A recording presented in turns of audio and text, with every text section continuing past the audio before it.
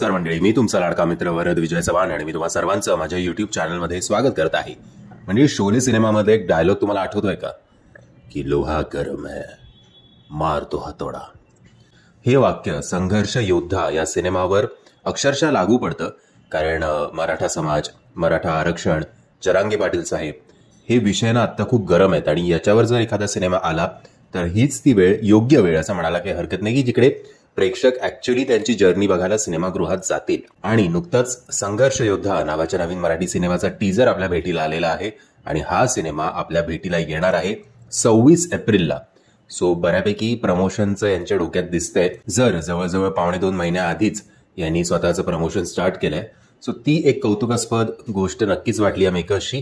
आणि खूप fast shooting झालं या सिनेमाचं. कारण खूप आय थिंक 1-2 महिन्या आधीच मी ऐकलं होतं की सिनेमाच्या शूटिंगला सुरुवात झाली आहे आणि आज या सिनेमाचा टीजर आलाय सुद्धा.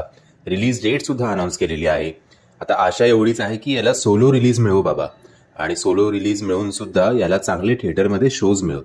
आता overall I think Rohan Patil यांनी जरांगे पाटलांची भूमिका केली असं दिसतंय. जरा ते क्लिअर मेन्शन करायला हवं होतं की प्रमुख भूमिकेत कोण आहेत ते.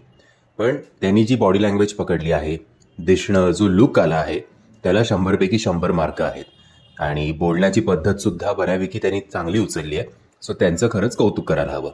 रोहन पाटीलच्या ऐवजी दुसरं कोणी असेल तर मला प्लीज कमेंटच्या माध्यमातून करेक्ट करा, ही तुम्हा सगळ्यांना विनंती करतोय.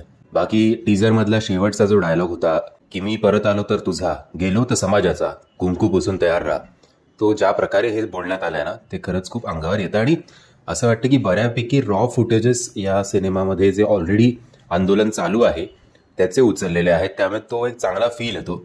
तर ते कौतुकास्पद आहे. म्हणजे असं वाटत नाही की आपण सिनेमा बघतोय.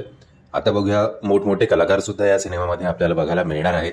सो मजा आहे. मोहन जोशी सर यांना सुद्धा पुन्हा एकदा वेगळ्या भूमिकेत आपल्याला बघायची संधी मिळणार आहे.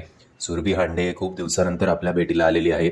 सो एक चांगला सिनेमा आपल्या भेटीला येऊ आणि बऱ्यापैकी खरी जर्नी कुठलाही प्रोपगँडा न करता या सिनेमाच्या माध्यमातून आपल्याला बघायला मिळो हीच अपेक्षा आहे.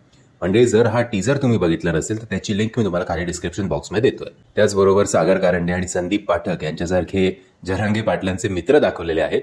सो अधूनमधून आपल्याला हलके फुलके सीन्स सुद्धा बघायला मिळतील. मी आशा करतो तुम्हाला हा व्हिडिओ आवडला असेल. जर तुम्हाला हा व्हिडिओ आवडला असेल तर प्लीज या व्हिडिओला लाईक, शेअर आणि चॅनलला सबस्क्राईब करायला विसरू नका. जय हिंद, जय महाराष्ट्र.